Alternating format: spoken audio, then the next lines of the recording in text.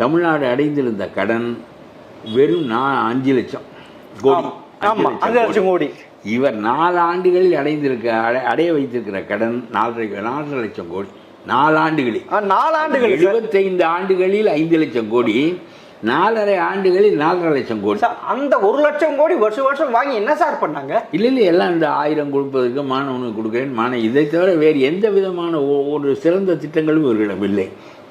இந்த நாட்டை கெடுக்க, இந்த நாட்டை வறுமையிலிருந்து மீட்கக்கூடிய எந்த திட்டமும் இவர்களிடம் இல்லை. வறுமையிலிருந்து மீட்கப்பட்டால் அவர்கள் வேலை செய்தே தங்களுடைய குடும்பங்களை நடத்தி கொள்வார்கள். அவர்களுக்கு வைத்திய வசதி இல்லை. மருத்துவமனை சரியா இல்லை சார். 4 வருஷத்துல மருத்துவ வசதி இல்லை. எங்கும் பொது மருத்துவமனைகள் இல்லை. இருக்கிறது சரியாக இல்லை.